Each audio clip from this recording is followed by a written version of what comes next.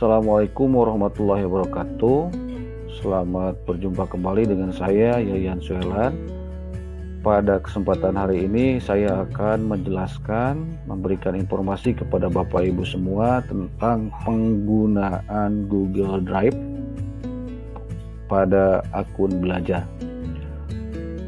Langkah yang pertama, kita masuk ke Google ini ya. Setelah itu Bapak Ibu klik yang titik 9 ini di samping profil akun belajar kita. Ini pastikan sudah menggunakan akun belajar ya.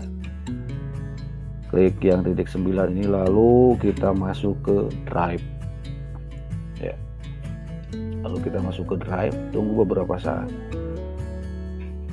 ya. Ini sudah muncul drive-nya. Google Drive ini bisa bekerja secara online maupun offline, asalkan syaratnya Google Drive tersebut terbuka sebelum jaringan itu mati. Pada Google Drive dengan akun belajar itu banyak sekali fitur yang bisa kita manfaatkan untuk menunjang pekerjaan kita. Untuk Google Drive dengan akun belajar itu terdiri dari beberapa bagian yang ada di sebelah kiri layar Bapak Ibu. Yang pertama ada ini new, kalau dalam settingan aslinya sebelum diubah ke dalam bentuk bahasa Inggris ya. Ini new, terus ada prioritas, ada drive saya, ada drive bersama, ada dibagikan kepada saya, ada yang terbaru, ada berbintang, ada folder sampah, ada tempat penyimpanan. Nah, tempat penyimpanan ini kalau kita bandingkan dengan akun biasa, kalau kita menggunakan akun biasa itu kapasitasnya terbatas. Biasanya maksimalnya 15 GB ya. Tapi kalau menggunakan akun belajar ini tidak ada kapasitas maksimalnya ya. Tidak ada kapasitas maksimalnya. Di sini tertulis untuk folder saya, untuk akun saya sudah tersimpan 22,51 GB ya. Dan ini maksimalnya ini unlimited Bapak Ibu, jadi tidak ada batasan. Jadi Bapak Ibu mau menyimpan apapun di Google Drive ini itu bisa ya. Mau menyimpan data dari data pribadi maupun data sekolah dalam jangka waktu yang lama, itu misalkan durasi waktunya beberapa belas tahun ke belakang, datanya mau disimpan sampai dengan tahun yang sekarang itu bisa, karena di sini tidak ada kapasitas maksimalnya ya, kapasitas maksimal. Nah, ini saya jelaskan satu persatu. Ya, yang saya jelaskan di sini adalah drive-nya. Di sini ada drive saya, ada drive bersama. Kalau drive saya ini fungsinya untuk menyimpan data-data pribadi yang mungkin menurut Bapak Ibu itu tidak bisa dibagikan kepada orang lain ya, ataupun agar tidak bisa diakses oleh orang lain. Nah, ini ada drive bersama. Drive bersama ini adalah sebuah drive yang nanti kita buat ya, foldernya kita buat, dan ini bisa dibagikan kepada yang lain, dan datanya itu bersifat data umum ya, yang diperlukan oleh semua orang. Nah, itu Bapak Ibu penjelasan singkatnya. Terus bagaimana kita menggunakan Google Drive ini, ataupun bagaimana kita mengelola Google Drive ini untuk kepentingan sekolah ya. Yang pertama, misalnya kita akan membuat folder untuk kepentingan sekolah misalnya, yang harus diakses oleh semua orang yang ada di sekolah ya, guru maupun tenaga kependidikan. Caranya bagaimana Bapak Ibu? Bapak Ibu klik Drive bersama ini ya. Nah, kalau di sini saya sudah membuat beberapa folder 8 standar nasional pendidikan ya Bapak Ibu, ditambah dengan folder-folder kebutuhan sekolah ya, yang bisa ditambahkan oleh Bapak Ibu, silakan gitu. Ya, silakan. Nah, ini berisi data-data sekolah ya, yang dibutuhkan oleh semua guru maupun tenaga kependidikan ya. Caranya bagaimana Bapak Ibu membuat folder ini? Langkah pertama tadi klik drive bersamanya ya. Klik drive bersama, lalu klik ini new atau baru, lalu klik. Nah, di sini ada drive bersama baru. Ini kita membuat folder ya. muncul seperti ini. Misalnya foldernya saya beri judul kokurikuler misalnya. Nah ini saya beri judul kokurikuler, saya klik ya. Nah, maka di sini di drive bersama ini akan muncul folder kokurikuler ya. Saya klik kembali mana foldernya, kita cari Bapak Ibu kokurikuler ya. Nah ini foldernya kokurikuler Bapak Ibu ya. Ini desainnya bisa kita ubah ya, backgroundnya bisa kita ubah. Lalu kita klik ini ya. Nah di sini nanti akan berisi file-file tentang kegiatan kokurikuler ya. Nah, tentang kegiatan kokurikuler. Misalnya, nah di sini folder ini misalnya akan dibagikan untuk semua orang yang ada di sekolah atau beberapa orang yang ada di sekolah. Caranya bagaimana? Bapak tinggal klik yang ini ya. Lalu kelola anggota ya. Kelola anggota. Tunggu beberapa saat, mohon maaf internetnya agak lambat ya Bapak Ibu. Nah, di sini sudah muncul ya. Nah, di sini tambahkan orang dan grup ya. Kalau sudah ada grup tinggal tambahkan grupnya di sini. Caranya bagaimana? Tinggal kita menulis emailnya di sini.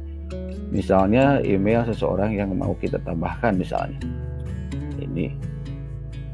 Nah, di sini saya tambahkan ini Bapak Kepala Sekolah yang ada di sini. Saya tambahkan. Nah, ini ada akses atau hak akses yang bisa diberikan oleh kita sebagai pemilik folder kepada orang yang ditambahkan di folder tersebut ya. Kita klik yang ini. Nah, aksesnya mau mana yang kita pilih? Apakah orang yang ditambahkan tersebut hanya bisa melihat saja filenya, atau dia memberi komentar saja, terus atau dia sebagai kontributor. Kontributor itu bisa menambahkan dan mengedit file. Ada pengelola konten, yaitu orang yang bisa menambahkan, mengedit, memindahkan dan menghapus file. Terus ada pengelola konten ya, pengelola atau pengelola konten orang lain dan setelan ya. Nah, saya pilih misalnya ini untuk orang tersebut bisa menambahkan dan mengedit file. Saya klik yang ini lalu kirim ya. Nah, maka di folder ini sudah bertambah ada 2 orang yang bisa mengakses ini. Terus bagaimana kalau ada orang lain yang mau mengakses ini? Mohon maaf, orang lain yang tidak ditambahkan ke folder ini dia tidak akan bisa mengakses ini ya. Nah, orang tersebut yang sudah ditambahkan dia tinggal menerima, nanti tinggal membuka emailnya ya. Emailnya tentunya dengan menggunakan akun belanja, dan dia menerima undangan untuk masuk ke folder ini ya. Itu Bapak Ibu. Terus bagaimana kita mulai bekerja? Misalnya di folder ini kokurikuler, misal kita mau memasukkan foto-foto kegiatan kokurikuler. Caranya bagaimana Bapak Ibu? Nah, sini tinggal kita klik nih, lalu upload file ya Bapak Ibu. Upload file. Terus misal saya masukkan gambar di sini. Ya, saya mau masukkan gambar. Ya. Misal saya masukkan gambarnya, saya pilih gambarnya. Nah,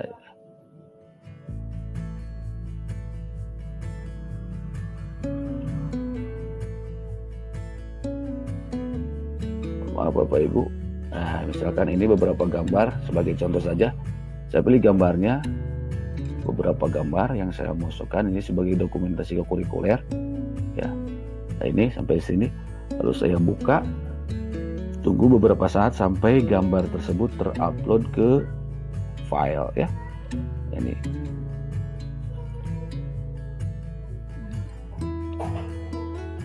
Nih Bapak Ibu. Tunggu.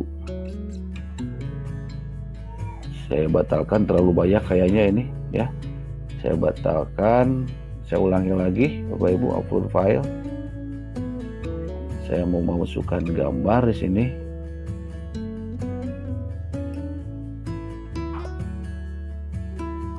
Ya, gambar.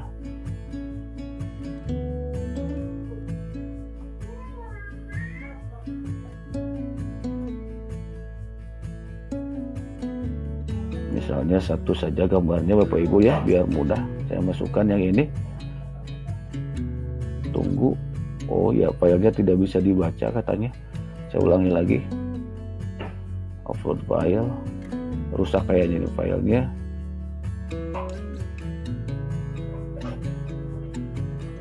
Ya. Gambar. Saya masukkan yang ini aja ya Bapak Ibu. Nah, yang ini saya masukkan. Ya. Tunggu beberapa saat ya. Nah, ini gambarnya sudah masuk Bapak Ibu. Atau filenya sudah masuk. Itu ya. Nah, ini adalah foto kegiatan kokurikuler. Terus bagaimana kalau kita mau membuat dokumen kokurikulernya, misalnya program kokurikulernya? Bapak Ibu tinggal klik yang ini saja, yang tambah, lalu pilih ini medianya untuk membuat program kokurikulernya. Misalnya kita menggunakan Google Doc ya. Kita klik Bapak Ibu ya, kita klik. Nah, ini saya pilih ini dari template Bapak Ibu biar agak menarik ya. Biar agak menarik, saya pilih dari template.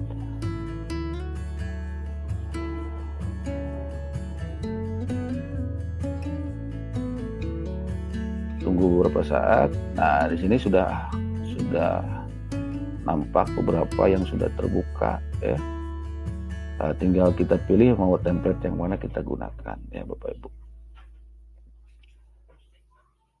Ya, ini misal saya mau menggunakan template yang ini ya.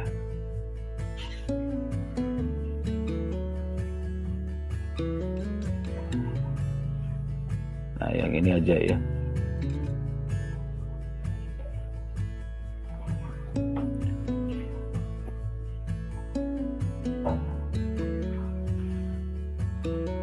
Ya. Nah, setelah agak terbuka seperti ini, Bapak Ibu bisa mulai melangkah. Yang pertama, beri nama dulu filenya di sini ya. Beri nama filenya misalnya program kokurikuler ya, program kokurikuler ya. Ini gambarnya bisa kita edit Bapak Ibu ya. Nah, Bapak Ibu di sini bisa menulis ya program kokurikuler seperti apa. Terserah Bapak Ibu. Terus pada fitur ini ya, pada fitur ini ada ini merupakan Google Doc ya. Aplikasi Google Doc itu identik atau mirip dengan kita menggunakan Microsoft Word ya Bapak Ibu, dengan menggunakan Microsoft Word. Nah, untuk Google Doc ini adalah aplikasi untuk mengolah kata ya, untuk mengolah kata atau kalimat.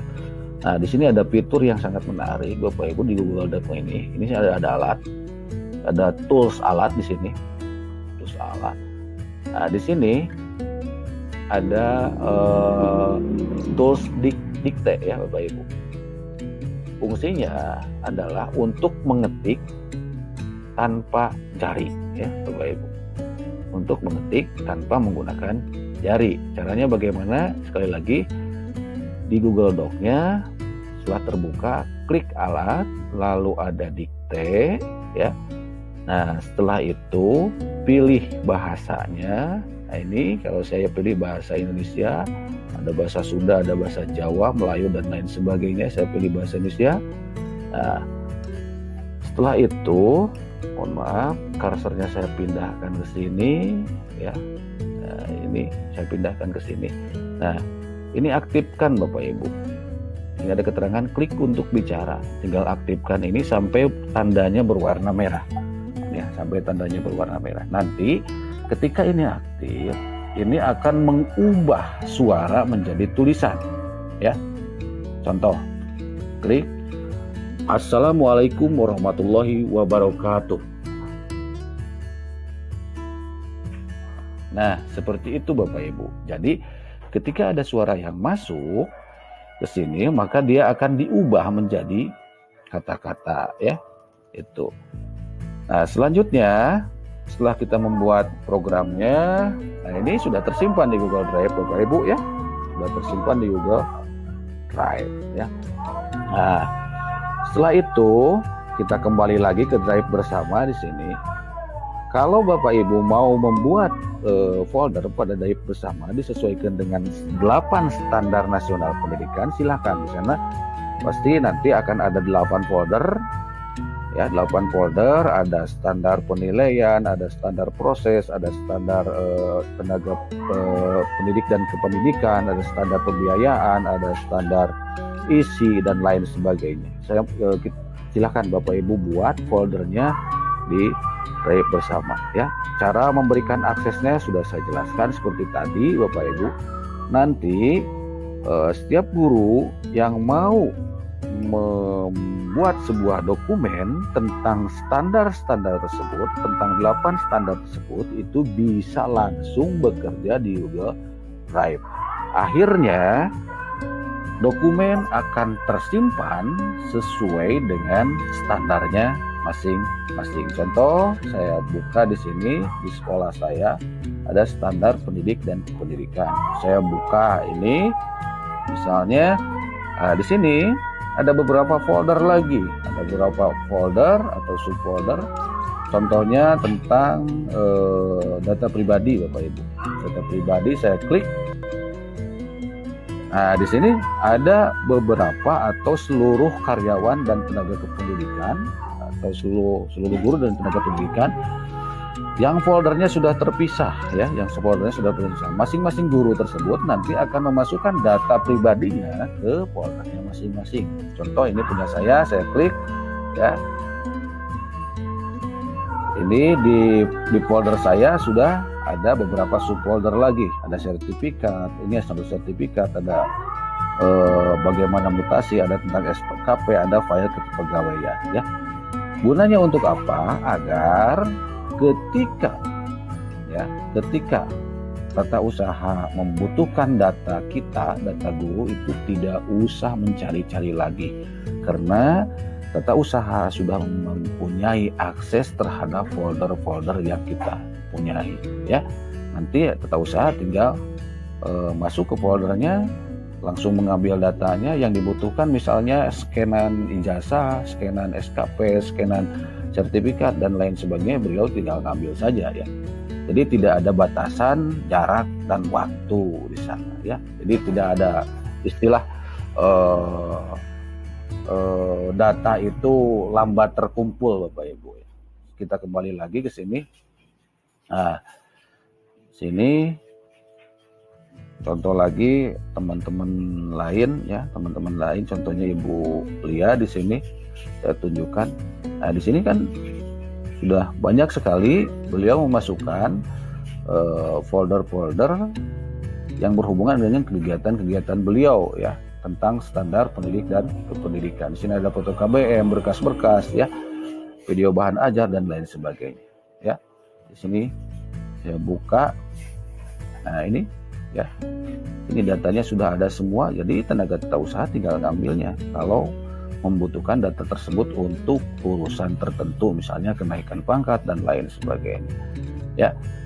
Bapak Ibu, itu penjelasan singkat yang saya berikan. Di sini folder tersebut itu bisa dibatasi aksesnya. Misalnya untuk data keuangan di sini hanya beberapa orang yang punya akses, di sini hanya 4 orang ya, sedangkan yang lain tidak punya akses.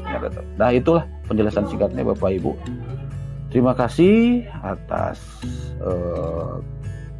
waktunya telah menyaksikan video saya. Jangan lupa like and subscribe ya Bapak Ibu. Semoga informasi yang saya berikan dapat memberikan manfaat untuk Bapak Ibu semua. Wassalamualaikum warahmatullahi wabarakatuh.